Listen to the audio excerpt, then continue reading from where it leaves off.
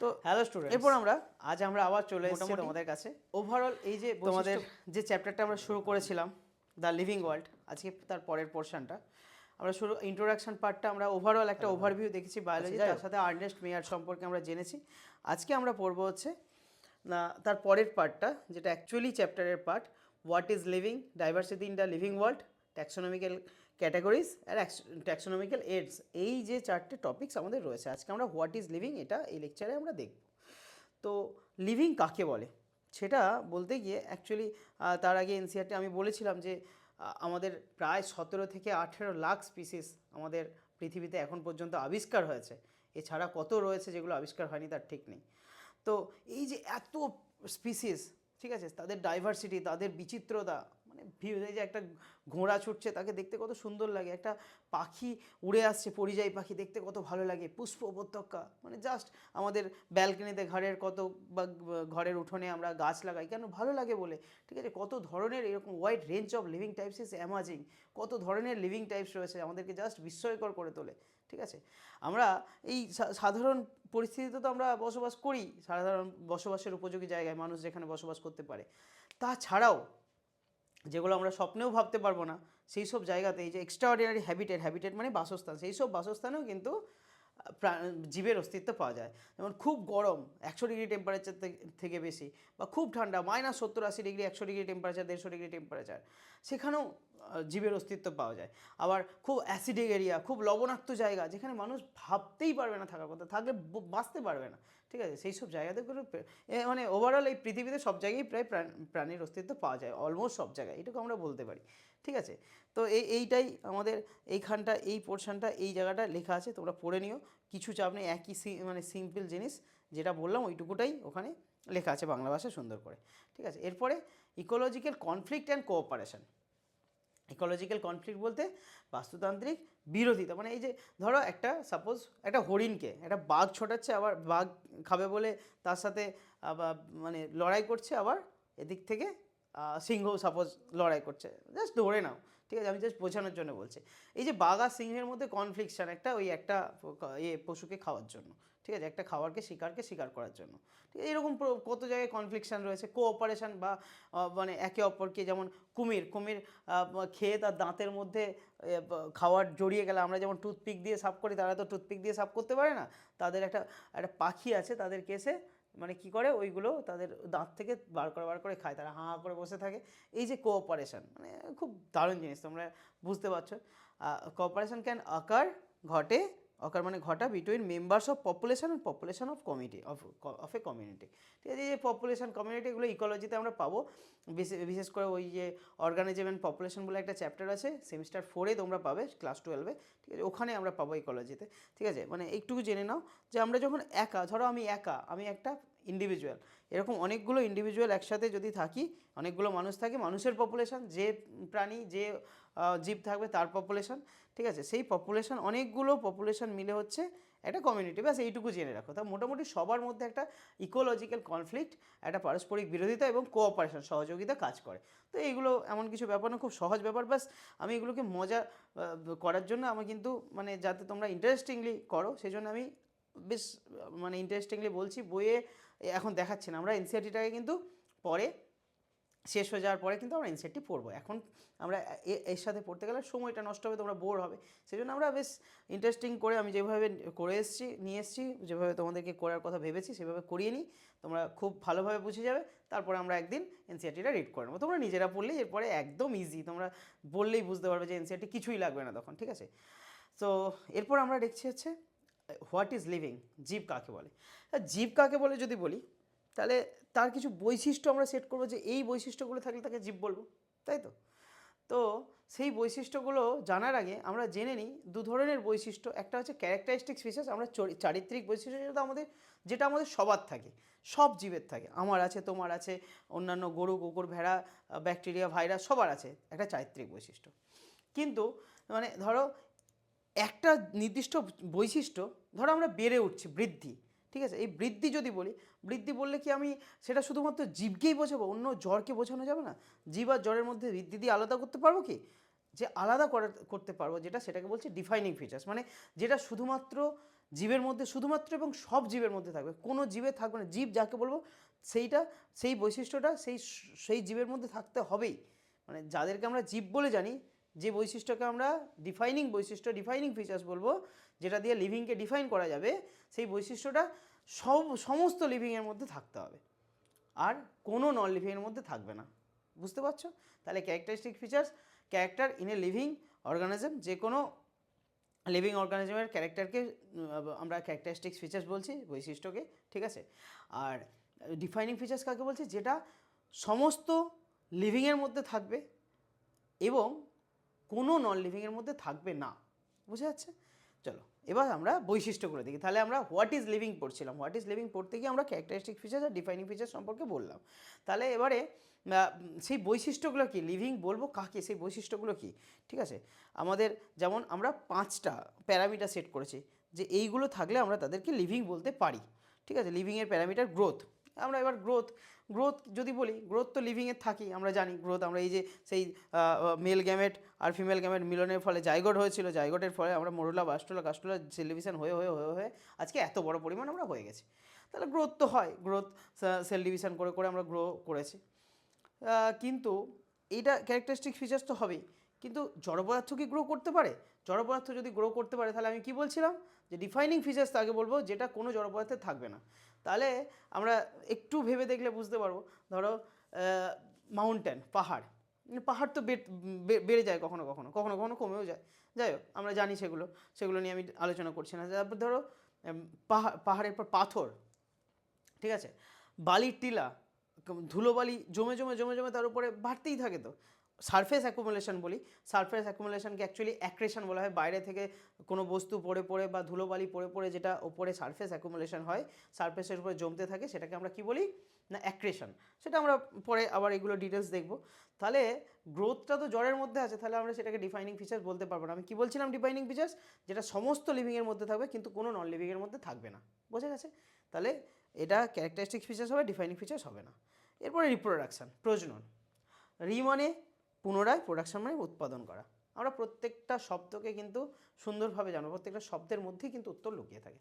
তাহলে রিপ্রোডাকশান, পুনরায় উৎপাদন করা, প্রজনন করা। তাহলে প্রজনন, এটা তো খুব অবভিয়াস, কোনো রকম কোনো নন লিভিংয়ের প্রজনন হতে পারে না, করতে পারে না, এটা নিয়ে কোনো ডাউট নেই। কিন্তু সব লিভিং কী পারবে? আমাদের দুটো মানে ক্রাইটেরিয়া ছিল, সব লিভিংয়ের হতে হবে, যত লিভিং বলবো, আর কোনো নন লিভিংয়ের হবে না।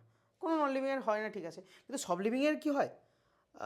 আচ্ছা ভাবি, আচ্ছা আমাদের মধ্যে অনেকেই, মানুষের মধ্যে যারা সন্তান জন্ম দিতে পারে না, ঠিক আছে, ইনফার্টাইল হিউম্যান কাপল বলি, সে অনেক সময় ছেলেরও প্রবলেম থাকে, অনেক সময় স্পার্ম কাউন্ট কম থাকে, অনেক সময় মেয়ের প্রবলেম থাকে, সেগুলো আলাদা ব্যাপার। তো মোটামুটি অনেক সময় তারা জন্ম দিতে পারে না, তাহলে কি তারা জীব না? তাদেরকে আমি ডিফাইন করতে পারবো, জীব বলতে পারবো না? তাহলে সেটা হবে না। তাহলে আমি বলছিলাম কি, যেটা সমস্ত লিভিংয়ের মধ্যে থাকবে, কোনো নন লিভিংয়ের মধ্যে থাকবে না। এখানে কোনো নন লিভিংয়ের মধ্যে নেই, কিন্তু সমস্ত লিভিংয়ের মধ্যেও নেই। ইনফার্টাইল হিউম্যান কাপল, যেমন খচ্চর, মিউল যেটা বলছিলাম, মেল ড্যাঙ্কি ফিমেল হর্স, যাদের হাইব্রিড মিউল তৈরি হয়, খচ্চর তৈরি হয়, বা ওই যে বন্ধা মৌমাছি, স্টেরাইল ওয়াকার বি, ঠিক আছে। তাহলে আমি এটাকে ডিফাইনিং ফিচার্স বলতে পারবো না। ক্যারেক্টারিস্টিক ফিচার্স সবই হোক ক্যারেক্টারিস্টিক ফিচার্স, ঠিক আছে, এটা তো বলেছি। এবার মেটাবলিজম, বিপাক মানে কি, আমাদের শরীরে বা যে কোনো জীবের শরীরে যত রিয়াকশান হয়, অ্যানাবলিজম হয়, ক্যাটাবলিজম হয়। অ্যানাবলিজম মানে কোনো কিছু তৈরি করা, ক্যাটাবলিজম মানে সেটাকে ব্রেকডাউন করা, ঠিক আছে, সেগুলো আমরা আলোচনা করব। এইটা তো ভাই ক্যারেক্টারিস্টিক ফিচার্স তো হবেই, কিন্তু কোনো জ্বরের মধ্যে এরকম তো রিয়াকশান হয় না, লিভিং রিয়াকশান হয় না। হয়তো আমাদের শরীরে যে রিয়াকশানটা হয় সেটাকে সব রকম, আমরা যদি তাকে যা দিয়ে রিয়াকশানটা হয় সেগুলো বাইরে যদি কোনো কালচার মিডিয়ামে দিই, তাহলে হয়তো সেই রিয়াকশান হতে পারে, রিয়াকশানটাকে লিভিং রিয়াকশান বলতে পারি, কিন্তু অর্গানিজমটা লিভিং নয়। সেগুলো আমরা ডিটেলসে জানছি। তাহলে এটা কিন্তু মেটাবলিজম বললে আমি কিন্তু ডিফাইন করতে পারবো যে মেটাবলিজম, বিপাক বললে এটা ডিফাইনিং ফিচার্স, এটা একটা লিভিংকে ডিফাইন করা যায়। মেটাবলিজম, বিপাক বললে সেটা সমস্ত জীবের মধ্যে থাকবে, কোনো জড়ের মধ্যে থাকবে না। সেলুলার অর্গানাইজেশন আমরা ডিটেল আলোচনা করব পরে, কিন্তু সেলুলার অর্গানাইজেশনটা কি আমি একটুখানি বলি। দেখো আমাদের শরীর সবার কি সেল দিয়ে তৈরি, তাই তো? আমাদের তোমার প্রত্যেকটা জীবের শরীর সেল দিয়ে তৈরি। তো আমরা জানি সেল, অনেকগুলো সেল একসাথে একই রকম কোনো কাজ করলে সেটাকে আমরা টিস্যু বলি। আবার অনেকগুলো টিস্যু যখন একটা নির্দিষ্ট কাজ করে তাকে আমরা অর্গান বলি। যেমন আমরা ফুসফুস একটা অর্গান, আমাদের কিডনি একটা অর্গান, হার্ট একটা অর্গান, ঠিক আছে? এগুলো সব সেল একসাথে জমাট বেঁধে বেঁধে মানে একসাথে কাজ করতে করতে টিস্যু থেকে অনেকগুলো টিস্যু একসাথে মিলে যখন কোঅর্ডিনেটলি একটা কাজ করে সেটাকে বলছে অর্গান। আর এই অর্গানের আমাদের যে অনেকগুলো অর্গান মিলে যখন আমাদের মানে কোঅর্ডিনেটলি কাজ করে একসাথে মিলেমিশে কাজ করে তখন আমাদের হিউম্যান বডি তৈরি হয়, অর্গানিজম তৈরি হয়, হিউম্যান বডি হোক বা যে কোনো জীবের বডি হোক। তাহলে সেল থেকে টিস্যু থেকে অর্গান থেকে অর্গান সিস্টেম বা অর্গানিজম তারপর তৈরি হয়, অর্গানিজম মানে জীব, ঠিক আছে? এইটা হচ্ছে সেলুলার অর্গানাইজেশন, যেটা প্রত্যেকটা মানে লিভিংয়ের তো থাকবেই, কোনো নন লিভিংয়ের থাকবে না। এটাও তাহলে ডিফাইনিং ফিচার্স। আর সব থেকে মোস্ট কমপ্লিকেটেড ফিচার্স হচ্ছে সেল কনসিয়াসনেস, মানে চেতনা, সচেতনতা, সচেতনতা নয়, চেতনা।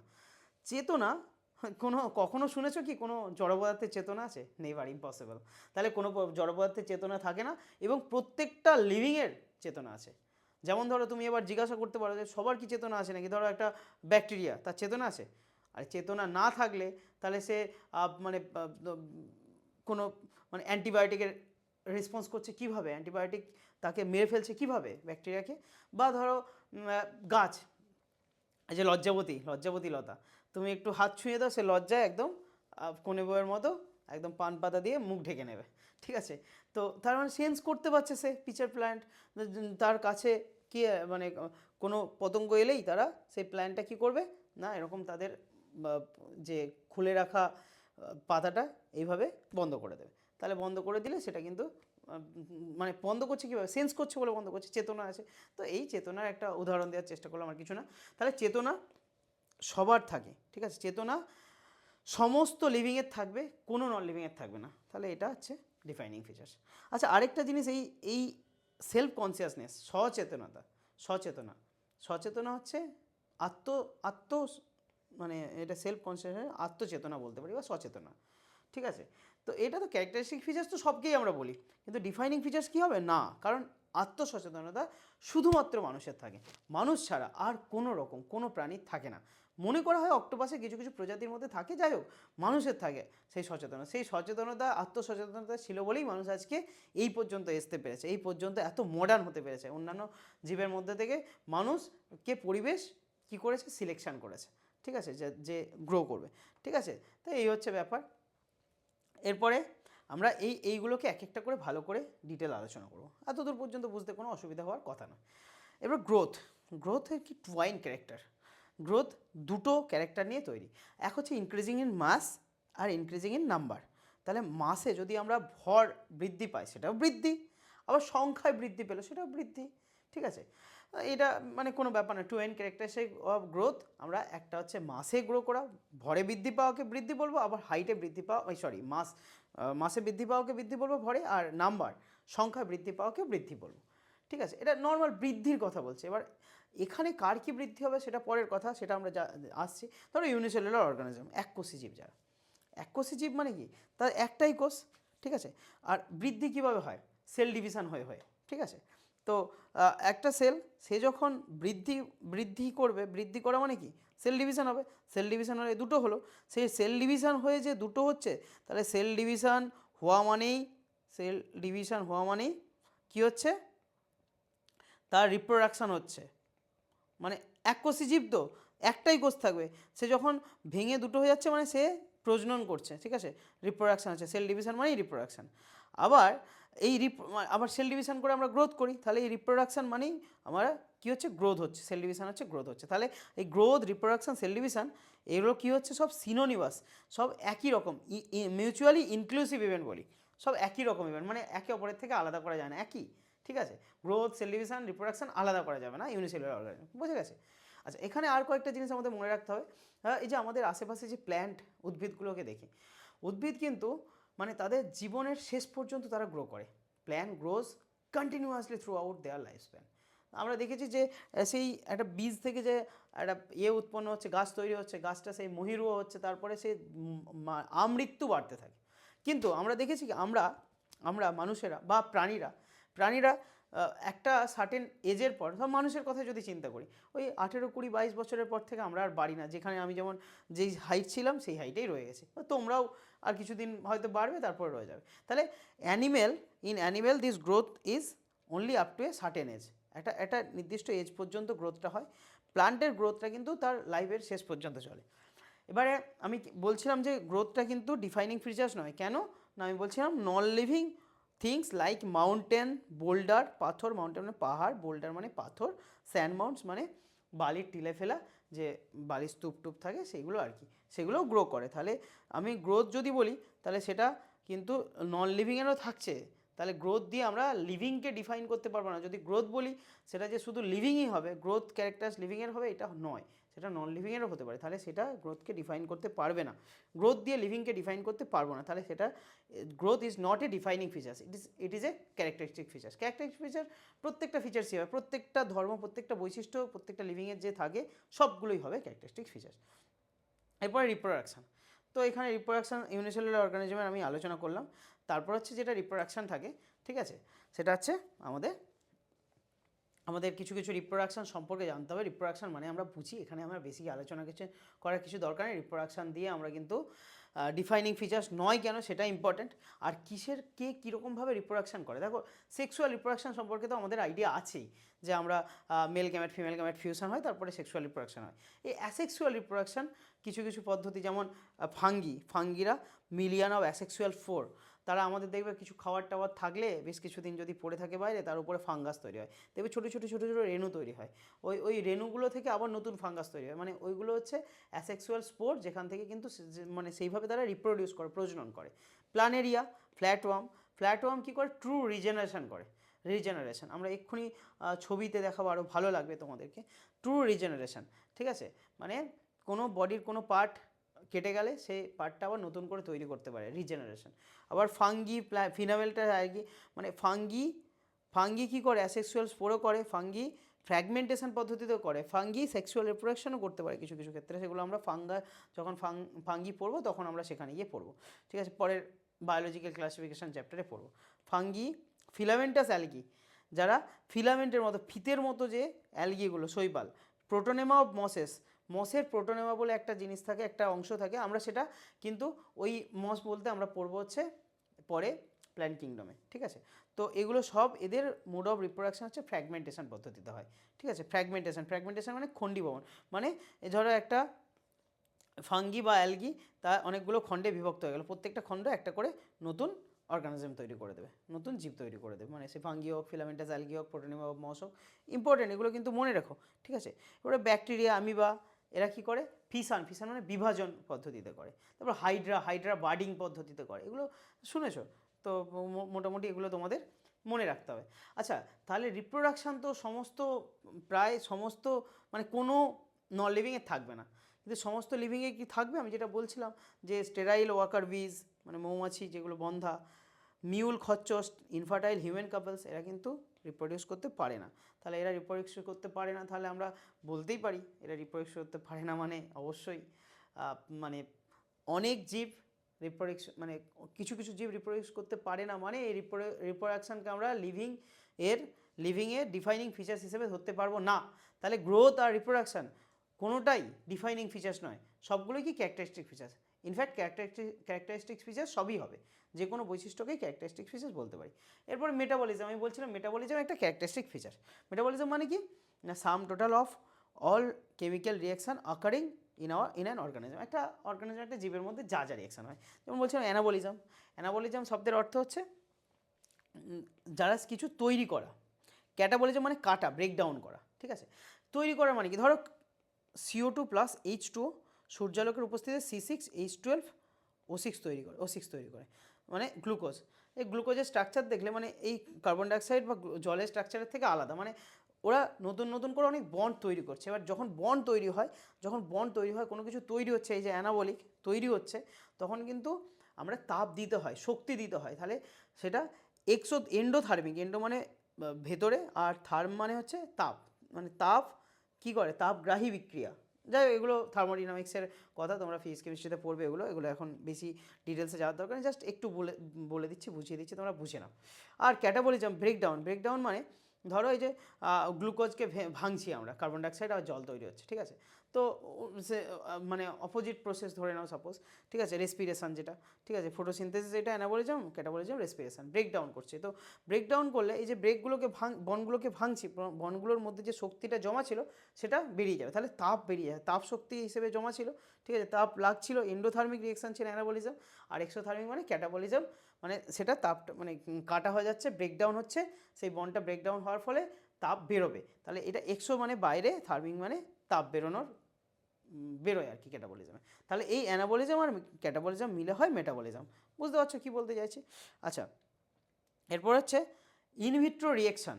আমরা বলছিলাম এই কথাটা একটুখানি, তখন একটু আগে যখন বলছিলাম এই কথাটা বলছিলাম, ইনভিট্রো রিয়েকশান বলতে কি না, আমাদের সেল ফ্রি সিস্টেম, আমাদের শরীরের মধ্যে যে সমস্ত রিয়েকশান হয় সেলের মধ্যে হয়, যে সেলের বাইরে যখন একটা রিয়েকশান করি, সিমিলার রিয়েকশান আমার শরীরের মধ্যে যেটা হয়, সেই রিয়েকশানটা লিভিং রিয়েকশান হবে, আমি বলছিলাম সেই রিয়েকশানটা লিভিং রিয়েকশান হবে, but it is not living organism, মনে রাখতে হবে এই কথাগুলো, ঠিক আছে।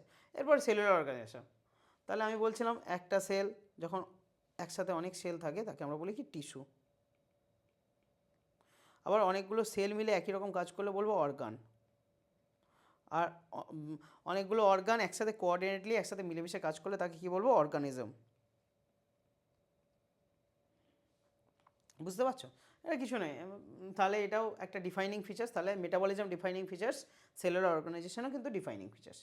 এরপরে কী আছে, কনসিয়াসনেস, এটা আমরা বলছিলাম most obvious and technically complicated features of organism. একটা জীবের সবথেকে কমপ্লিকেটেড একটা ফিচার্স হচ্ছে কি, কনসিয়াসনেস। কনসিয়াসনেস কথার অর্থ হচ্ছে সেন্স আর রেসপন্ড করা। ধরো একটা মশা বসছে, প্রথমে আমাকে সেন্স করতে হবে, সেন্স থাকলেই তবেই আমি সেই মশাটা বসছে আমাদের মাথায় গেল, সেই সেন্স মানে আমাদের নার্ভাস সিস্টেম মাথায় বয়ে নিয়ে গেল, তারপর আমরা আবার নার্ভাস সিস্টেম আমাদেরকে অর্ডার করলো মস্তিষ্ক যে না একে মারো, রেসপন্ড করো, তাহলে সেন্স আর রেসপন্ড, এটা হচ্ছে কনসিয়াসনেস। তাহলে এই সেন্স আর রেসপন্স কি সমস্ত অর্গানিজম করতে পারে, প্রাণী উদ্ভিদ সবাই কি করতে পারে? হ্যাঁ, সেটা কীভাবে করতে পারে আমরা তাহলে একটুখানি বোঝার চেষ্টা করি। ফোটো পিরিয়ড এফেক্ট বলে একটা এফেক্ট আছে, ফোটো পিরিয়ড মানে আলোক পর্যাবৃত্তি বাংলায় বলা হয়, ঠিক আছে, মানে আলোর দৈর্ঘ্যের উপর, মানে ধরো এই যে শীতকালে কি আমাদের দিনের দৈর্ঘ্য কম থাকে, আমরা জানি দিনের দৈর্ঘ্য কম মানে কি সূর্যের আলো কম সময় থাকছে, তো সেই সময় কিছু পার্টিকুলার উদ্ভিদ হয়, আবার যখন গরমকাল তখন কিছু আলাদা রকমের উদ্ভিদ হয়, তারা কিন্তু শীতকালে হয় না, আর শীতকালে যারা হয় তারা গরমকালে হয় না ম্যাক্সিমাম ক্ষেত্রে, এবার কিছু কিছু হচ্ছে তারা সারা বছর হতে থাকে। তো এইগুলো কি, এই কনসিয়াসনেস এই মানে সেন্স করতে পারছে তারা, এই আলোটাকে সেন্স করে তারা কিন্তু এই রিপ্রোডাকশানটা করছে, ফুল ফুটছে, ফুল ফোটা মানে কি, আমাদের ফুল ফোটা মানে এটা ফুল হচ্ছে আমাদের গাছের অ্যাঞ্জিওস্পার্মের রিপ্রোডাক্টিভ অর্গান, ঠিক আছে। তো আমরা জানি সেগুলো, ওর মধ্যে কি বৃতি, দলমণ্ডল, পুংকেশর চক্র, গর্ভকেশর চক্র এগুলো থাকে, সেগুলোর মধ্যে থেকে সেই ফল টল তৈরি হয়, ওগুলোই মানে প্রজনন হয় পরে। যাই হোক, সেগুলো আমি এখানে বাড়াচ্ছি না, এগুলো মরফোলজি ইন ফ্লাওয়ারিং প্ল্যান্টে এগুলো কিন্তু খুব ভালো করে ডিটেলসে আলোচনা করবো। আচ্ছা, অ্যানিমেলের ক্ষেত্রে তাহলে কী বলবো, আমরা প্ল্যান্টের ক্ষেত্রে ফটোপিরিয়ড এফেক্ট দেখতে পেলাম যে তারা লাইটকে সেন্স করে কিন্তু করতে পারছে, তাহলে সেন্স আর রেসপন্ড দেখো এগুলো কিন্তু আমাদের বইয়ের জিনিস বলে আমাদেরকে এগুলোকে বেশি বেশি করতে হচ্ছে। এছাড়াও কিন্তু সেন্স রেসপন্ড, তুমি এই যে মশা মারছে এটাও কিন্তু সেন্স করে তারপর মারছে, এগুলো অনেক কিছু বলা যায়, ঠিক আছে, কিন্তু এগুলো গুরুত্বপূর্ণ, এনসিআরটির প্রত্যেকটা লাইন কিন্তু গুরুত্বপূর্ণ, এবং NCERT is enough for all, মানে এইচএস 11, 12, নিট, জেন পাস সব কিছু। এবার তারপরে অবশ্যই তোমরা বাংলা বইটা পড়বে, এবং যারা ব্যাচে আছে তাদেরকে বাংলা বইটা আমরা হয়তো মানে পড়িয়েও দিই, ঠিক আছে, কোনো অসুবিধে নেই। তো সেগুলো কিন্তু NCERT is enough for all exam. যাই হোক, তো অ্যানিমেলের ক্ষেত্রে যদি হয়, ফোটোপিরিয়ড এফেক্টটা কীরকমভাবে অ্যানিমেলের ক্ষেত্রে কাজ করে, যেমন ধরো যারা সিজনাল ব্রিডার, মানে যাদের আমরা জানি ঋতুচক্র একটা নির্দিষ্ট টাইমে তাদের প্রজনন হয়, যেমন কুকুরের দেখেছে, ঠিক আছে, একটা নির্দিষ্ট টাইমের হয়, এরকম টাইপের। আবার মানুষের দেখো তারা সারা বছর কন্টিনিউয়াস ব্রিডার, তাহলে ওই যে নির্দিষ্ট টাইমে হয়, কোন টাইমে হবে সেই টাইমটা কিন্তু ওই সূর্যের আলোর উপর ডিপেন্ড করেই হয়, কিন্তু ফোটোর যে আসছে সেটাকে সেন্স করেই কিন্তু সেই এটা করছে, সেই পরিবেশটা তখন তৈরি হয়, মানে তখন সূর্যের আলো কম আসে মানে ঠান্ডা থাকছে, তারপর সে সূর্যের আলো বেশি থাকা মানে গরম থাকছে, সেইগুলোকে সেন্স করে বেসিক্যালি, আর কিছু না, ঠিক আছে, সেন্স করে করতে পারে। তো তাহলে এই সেন্স রেসপন্ড এখানে কিন্তু কনসিয়াসনেসের মধ্যে এগুলো আমরা জানবো, ঠিক আছে। আর এইটা একটা ডিফাইনিং ফিচার্স, কেন ডিফাইনিং ফিচার্স আমি বললাম, কারণ এই কনসিয়াসনেস কোনো জড়ের থাকে না, সমস্ত লিভিং এলিমেন্টের থাকে। তাহলে ডিফাইনিং ফিচার্স আমি বারবার ধরে বলছিলাম যে সমস্ত লিভিংয়ের থাকবে, কোনো নন লিভিংয়ের থাকবে না। তাহলে সেটা কার কার হলো না, সেটা হচ্ছে আমাদের ডিফাইনিং ফিচার্স হচ্ছে মেটাবলিজম, কনসিয়াসনেস আর সেলুলার অর্গানাইজেশন। আর কার কার শুধুমাত্র ক্যারেক্টারিস্টিক ফিচার হলো, ক্যারেক্টারিস্টিক ফিচার তো সবাই ক্যারেক্টারিস্টিক ফিচার, ঠিক আছে। কে কোন কোন ফিচার্স, কোন কোন বৈশিষ্ট্যটা তাহলে ক্যারেক্টারিস্টিক ফিচার্স, গ্রোথ, রিপ্রোডাকশন বা সেলফ কনসিয়াসনেসকেও আমরা বলতে পারি ক্যারেক্টারিস্টিক ফিচার্স, যদিও সেটা কনসিয়াসনেসের মধ্যে পড়ে যাচ্ছে, সেটা শুধুমাত্র মানুষ বা অক্টোপাসের কিছু কিছু প্রজাতি থাকে। আর এখানে আমাদের কোনটা কোনটা ডিফাইনিং ফিচার্স হলো তাহলে মেটাবলিজম, কনসিয়াসনেস আর সেলুলার অর্গানাইজেশন। মনে থাকবে, এইটা কিন্তু মনে রাখতে হবে। আচ্ছা, এই যে সেলফ কনসিয়াসনেস বলছিলাম শুধুমাত্র হিউম্যানের মধ্যে দেখা যায়। আচ্ছা, এখানে আরেকটা গুরুত্বপূর্ণ জিনিস, ধরো কোনো অ্যাক্সিডেন্ট হয়েছে, তোমরা শোনো, এই রাস্তাঘাটে তো আজকাল প্রচুর হয়, এগুলো তোমরা জানো। তো অ্যাক্সিডেন্ট হওয়ার পরে একটা পেশেন্ট মানে খুব মাথায় আঘাত লেগেছে, সে হসপিটালে ভর্তি আছে। ডাক্তার তাকে বললো যে এর ব্রেন ডেড হয়ে গেছে, তো তাকে ভেন্টিলেশনে রাখা হয়েছে। কিন্তু কোনো কিছুতে রেসপন্স করছে না, কাউকে তুমি ডাকছো শুনতে পাচ্ছে না, কিছু কথা বলছে না। তাহলে সেই পেশেন্টটা কি সেন্স মানে তার আছে, সে কি মানে আমরা যে বলছি যে কনসিয়াসনেসকে ডিফাইনিং ফিচার্স বলছি সমস্ত লিভিংয়ের থাকবে, তাহলে সেটা তো থাকছে না। কিন্তু ব্রেন ডেড কমা পেশেন্টের অবশ্যই তারও কনসিয়াসনেস আছে। কিভাবে আছে না, ব্রেন ডেড কমা পেশেন্টের কনসিয়াসনেস হচ্ছে, ধরো আমরা যে ওষুধ দিচ্ছি, আমরা ফ্লুইড দিচ্ছি, আমরা বিভিন্ন রকম লাইফ সাপোর্ট দিচ্ছি, সেই সাপোর্টটা সে নিতে পারছে, মানে সেটাকে সেন্স করতে পারছে বলেই তো সে বেঁচে আছে না। তো সেই জন্য কনসিয়াসনেস ওই ব্রেন ডেড কোমা পেশেন্টেরও কিন্তু কনসিয়াসনেস আছে। তো বোঝা গেছে, all living phenomena are due to underlying interaction that result in emergence. আমি বলছিলাম কি, যে যত লিভিং যে বৈশিষ্ট্যগুলো যে রয়েছে, underlying interaction that result in emergence, ঠিক আছে। এই কথাটার মানেটা একটুখানি বোঝানোর চেষ্টা করি। ধরো এই যে বলছিলাম একটা সেল থেকে টিস্যু তৈরি হয়, অনেকগুলো সেল মিলে, আবার টিস্যু থেকে অর্গান তৈরি হয়। দেখো এই সেলের যে ফিচার্স, এই টিস্যুর ফিচার্স কিন্তু তার থেকে অনেক উন্নত। এই অর্গান যখন হচ্ছে, সে কিন্তু অন্যরকম অনেক উন্নত, অনেক ভালো কাজ করছে, কমপ্লেক্স ফিচার্স, ঠিক আছে। এই যে ইমার্জেন্ট নেচার, এটাকে বলছে ইমার্জেন্ট নেচার, ঠিক আছে। সব একসাথে সংগঠিত হয়ে কাজ করছে, ইমার্জেন্ট, ঠিক আছে। অল লিভিং ফেনোমেনা হচ্ছে এইভাবেই কাজ করে। আর লিভিং অর্গানিজম তাহলে আমরা কি বললাম এতক্ষণ ধরে, মোটামুটি ওভারঅল এই ফিচার্সগুলোর সাথে সাথে আর কি কি পেলাম, আমরা বলতে পারি লিভিং অর্গানিজম কাকে বলবো। এনসিআরটি বলছে সেলফ রেপ্লিকেটিং, নিজে কী করে, রেপ্লিকেট করতে পারে, মানে ওই বললাম যেটা রিপ্রোডাকশান করতে পারে, মানে সব কিছুকেই বলছে ওইটা। লিভিং অর্গানিজমকে আমরা এইভাবে সংজ্ঞায়িত করতে পারি, ঠিক আছে। এত কিছু জানার পর মোটামুটি আমরা সংজ্ঞায়িত করতে পারি এইভাবে, সেলফ রেপ্লিকেটিং, নিজে রেপ্লিকেট করতে পারে। ইভলভিং, ঠিক আছে, যারা নেচারের সাথে সাথে নিজেদেরকে ইভলভ করতে পারে, ইভলিউশন করতে পারে। সেলফ রেগুলেটিং, নিজেকে নিয়ন্ত্রণ, ধরো সেলফ রেগুলেটিং বলতে এটা এইভাবে বললে ভালো হবে। ধরো একটা মেল গ্যামেট একটা ফিমেল গ্যামেট মিলে জাইগোট তৈরি হয়।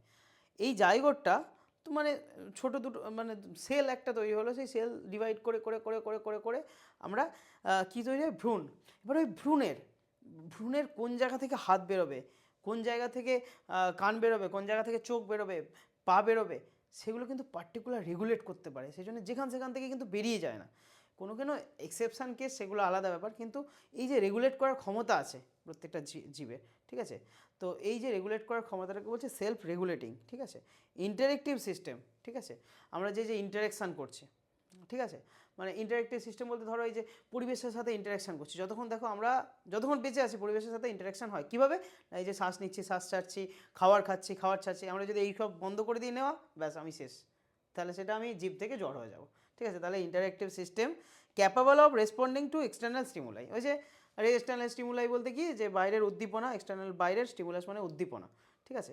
তো এই যে একটা ধরো মশা বসলো, ঠিক আছে, এটা একটা ফিজিক্যাল, মানে এটা ভৌতিক, মানে কোনো একটা নির্দিষ্ট জিনিস এসে বসছে, তো সেটা দেখে আমি কি করছি, সেন্স করতে পারছি, তাহলে রেসপন্ড করতে পারছি, তারপর রেসপন্ড করলাম, রেসপন্ডিং টু এক্সটার্নাল স্টিমুলাই। বা অ্যাসিড পড়ে গেছে, একটা কেমিক্যাল পড়ে গেছে, ঠিক আছে, তাহলে অ্যাসিড পড়ে গেলে আমরা রেসপন্ড করি। তো এই ব্যাপার, আর কিছু নয়। All living organism are connected to each other and they are sharing some similarities. আমি শুরুতেই বলেছি সেই শুরুতে সেই এককোষী অর্গানিজম থেকে, সেই ব্যাকটেরিয়া থেকে ইভলভ হতে হতে হতে হতে আজকে আমরা এই এত উন্নত মানুষ পর্যন্ত এসেছি।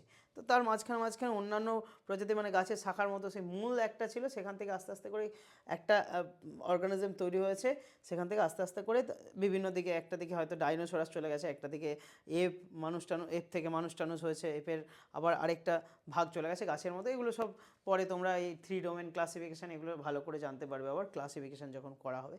যাই হোক, 6 কিংডম ক্লাসিফিকেশানে তোমরা এগুলো জানবে, বা 5 কিংডম ক্লাসিফিকেশানে কী হচ্ছে না হচ্ছে পরে জানতে পারবে মোটামুটি। তো যাই হোক, আমি যেটা বলতে চাইছি, ওই যে এককোষী প্রাণী থেকে আজকে ইভলভেশন হতে হতে আজকে আমরা এই পর্যন্ত এসেছি। তাহলে এই পর্যন্ত আসা পর্যন্ত কিন্তু মানে আমাদের যে কমন একটা বৈশিষ্ট্য, কমন একটা আমাদের থাকে, কানেকশান থাকে। কীরকম না, আমাদের প্রত্যেকের জেনেটিক মেটেরিয়াল আছে, সেই একদম লোয়ার অর্গানিজমেরও সেই কোষের মধ্যে একটা জেনেটিক মেটেরিয়াল থাকে, ডিএনএ আরএনএ কিছু একটা হতে পারে, আবার আমাদেরও জেনেটিক মেটেরিয়াল থাকতে পারে। আমাদের জেনেটিক মেটেরিয়ালটা কি? ডিএনএ। তো ডিএনএর মধ্যে ডিএনএটা কীরকম আমি একটুখানি বলার চেষ্টা করি। না, ডিএনএ এরকমভাবে থাকে, একটা পেঁচানো দ্বিতন্ত্রী, এবং তার মধ্যে থাকে কি না, ধরো নিউক্লিওটাইড শৃঙ্খল বলি, ধরো অ্যাডিনিন একদিকে যদি থাকে, অপর দিকে থাকে থাইমিন অপর স্ট্যান্ডে, ঠিক আছে। এটা ডবল বন্ড মানে হাইড্রোজেন বন্ড দিয়ে যুক্ত থাকে, এটা অ্যাডিনিনের সাথে থাইমিন ডবল বন্ড দিয়ে যুক্ত থাকে, গুয়ানিনের সাথে সাইটোসিন, ঠিক আছে। এগুলো পরে চলে, এগুলো সব এক একটা করে নাইট্রোজেন বেস, ঠিক আছে। এটা ট্রিপল বন্ড দিয়ে যুক্ত থাকে, হাইড্রোজেন বন্ড, ঠিক আছে। এরকম মানে নাইট্রোজেন বেস প্রায় বেস পেয়ার বলবো এটাকে, এটা একটা বেস, এটা একটা বেস, মানে এরকম 20 পেয়ার দুটো মিলে থাকে, দুটো একসাথে র্যাপ আপ থাকে বলে আমরা বেস পেয়ারেই দেখি। মানুষের প্রায় 3.3 ইন্টু একটা কোষে ডিএনএর দৈর্ঘ্য হচ্ছে 3.3 ইন্টু 10⁹, মানে 3.3 বিলিয়ন, মানে ভাবতে পারছো, মানে 1 বিলিয়ন মানে 100 কোটি, মানে 330 কোটি নিউক্লিওটাইড থাকে। তো ওই 330 কোটির মধ্যে আমাদের ওই কোনো অর্গানিজম, যদি গরু ভেড়া ধরি বা বাঁদর ধরি বা এপ ধরি, এপের সাথে হয়তো আমাদের 95% বা 98% সিমিলারিটিস রয়েছে, ঠিক আছে। বানরের সাথে হয়তো 95% সিমিলারিটি রয়েছে বা 98%, বা আমাদের আর কার অর্গানিজমের কথা বলে ধরো ব্যাকটেরিয়ার সঙ্গে ধরো 30% 40% সিমিলারিটি রয়েছে। কি নিউক্লিওটাইড বেস পেয়ার যে আছে, বেসগুলো পরপর থাকে, এই সিমিলারিটিসটা, ঠিক আছে। All living organism are connected to each other and they are sharing some similarities, এই যে সিমিলারিটিস শো করে তারা, বোঝা গেছে আশা করছি। তো এই ছিল পুরো আজকে আমাদের হোয়াট ইজ লিভিং পোর্শন। তো তোমরা আশা করছি বুঝতে পারছো। তোমরা আমরা কিছু পিপিটি সুন্দর সুন্দর দেখিয়ে দিই তোমাদেরকে, যেগুলো বলেছি ওগুলোই, আর কিছু না, ঠিক আছে। হোয়াট ইজ লিভিং, এই যে বলছিলাম, life is a unique complex organisation of molecules expressing through chemical reaction which lead to growth, development, responsiveness, adaptation and adapt করে নেওয়া নিজেকে, রিপ্রোডাকশন, ঠিক আছে। রেসপন্স করা, অ্যাডাপ্ট করে নেওয়া, সেই একই জিনিস। হোয়াট ইজ লিভিং অর্গানিজম কি না, এ লিভিং অর্গানিজম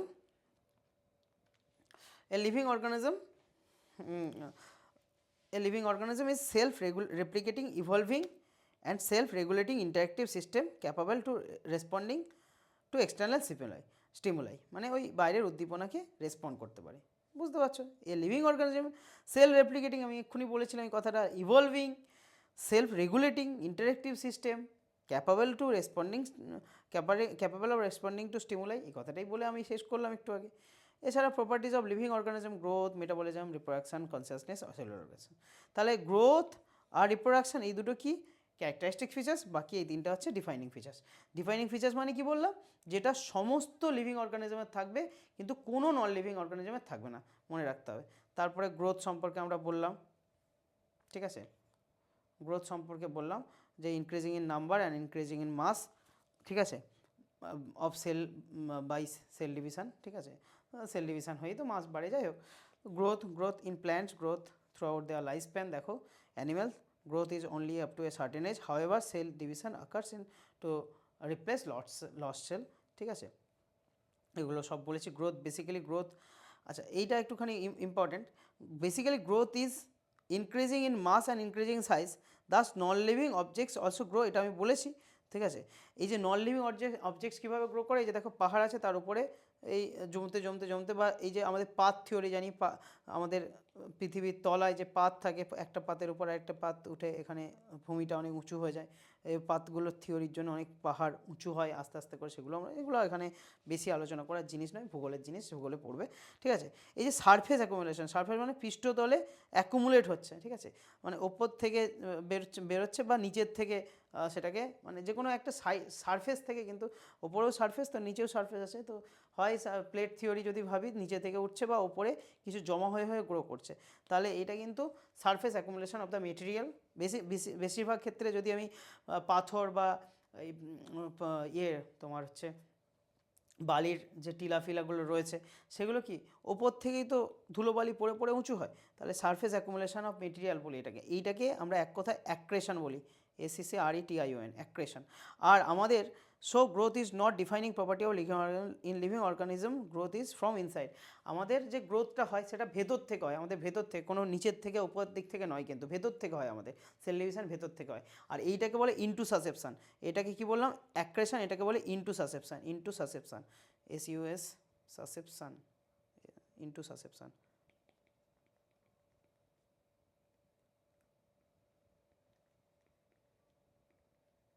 ঠিক আছে, ইনটু সাসেপশন, এটা অ্যাক্রেশন, এটা ইনটু সাসেপশন, বাস একটু টপিকের বাইরে।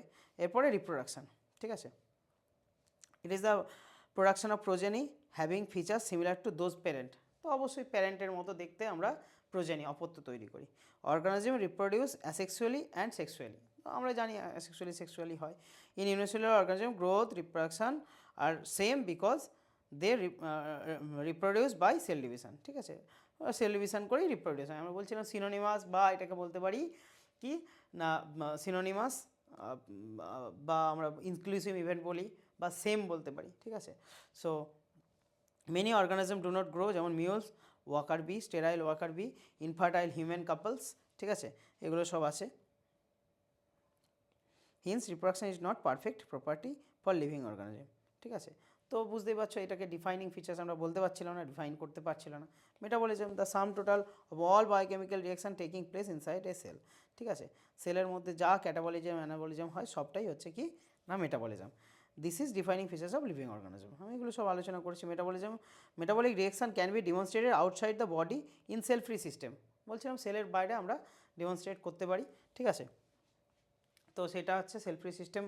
আইসোলেটেড মেটাবলিক রিয়াকশান, ওই যে সেল ফ্রি সিস্টেম আইসোলেট করে যদি আমরা বডির থেকে বাইরে মেটাবলিক রিয়াকশান করি, সেটাকে আমরা ইনভিট্রো রিয়াকশান বলি। In vitro reaction living reaction, but সেটা কিন্তু লিভিং থিংস নয়, লিভিং থিংস নয়, but they are living reaction, রিয়াকশানটা লিভিং। ঠিক আছে, তো এগুলো আমরা বলেছি। Cellular organism are made of one or more cell, it is defining features of all organism. এটা তাহলে ডিফাইনিং ফিচার্স কী কী? প্রথমে আমরা বললাম মেটাবলিজম, তারপর বললাম সেলুলার অর্গানাইজেশন, শেষে আমরা তার আগে বললাম কনসিয়াসনেস হচ্ছে ইট ইজ দ্য, তারপরে মানে এটা কনসিয়াসনেস, তাহলে মেটাবলিজম, সেলুলার অর্গানাইজেশন, দেন হচ্ছে consciousness. It is the ability of organism to sense their environment, sense করা এনভায়রনমেন্টের, এই রোদ বেশি, গরম লাগছে, ঠান্ডা, সেন্স করা। ঠিক আছে, ability to organism to sense their environment and respond to environmental stimuli, উদ্দীপনাতে রেসপন্স করা। ঠিক আছে, যেমন লাইট, বেশি আলো পড়লে রেসপন্ড করি আমরা, চোখে লাইট পড়লে চোখ বন্ধ করে নিই। ঠিক আছে, ওয়াটার, টেম্পারেচার, আদার অর্গানিজম, ওই যে মশা বলছিলাম কেমিক্যাল রিয়াকশান। ঠিক আছে, যে অ্যাসিড ফ্যাসিড দিয়ে দিচ্ছি, পলিউট্যান্ট, এই যে আমাদের বেশি ধুলোবালি জায়গায় গেলে আমরা হাঁচি হয়, তো এগুলো কি আমাদের শরীরে এটা কি কনসিয়াসনেস আছে, চেতনা আছে। ঠিক আছে, এই হচ্ছে ব্যাপার। All organisms are aware of their surrounding, consciousness, so it is the defining property of living organism. লজ্জাবতী গাছ দেখো, এই যে বুঝতে পারছো, তো human is only organism having self consciousness, বুঝতে পারছো, এটা বলছিলাম। তো আজকে এই পর্যন্ত আমাদের থাকলো, পরের লেকচারে আমরা diversity in the living world পড়ব। ঠিক আছে, এতদূর পর্যন্ত আশা করছি কোনো প্রবলেম থাকবে না তোমাদের। তো খুব ভালো লাগলো তোমাদের সাথে, তোমরা খুব মনোযোগ দিয়ে ক্লাসগুলো করছো, খুব ভালো। তোমরা শেয়ার করো যাদের পছন্দ হচ্ছে, এবং আমাদেরও ভালো লাগবে, এত কষ্ট করে রেকর্ড করছি, যদি মানুষজনের কাছ পর্যন্ত পৌঁছয় সেটা আমাদের ভালো লাগবে। এবং তোমরা যারা আমাদের ব্যাচ জয়েন করতে চাও, আমাদের নিচে নাম্বার চলছে, আমাদের hybrid mode batch online offline batch রয়েছে, যারা যেটা চাও তারা কিন্তু নিচে চলছে নাম্বার, তোমরা কিন্তু অ্যাভেল করতে পারো। আমাদের বিভিন্ন জায়গায় ব্যাচ অ্যাভেলেবেল, কলকাতা, ব্যারাকপুর, বেলঘরিয়া, গড়িয়া, কোলাঘাট, পাঁশকুড়া, বালিচক, গৌড়া, ঘাটাল, এই সমস্ত জায়গাগুলোই অ্যাভেলেবেল রয়েছে। তোমরা মোটামুটি খড়দা, তোমরা মোটামুটি যোগাযোগ করতে পারো, আমাদের টিম তোমাদেরকে সমস্ত অ্যান্সার করবে। সো সবাই খুব ভালো থেকো, থ্যাংক ইউ সো মাচ। আবার পরের লেকচারে দেখা হচ্ছে, বাই।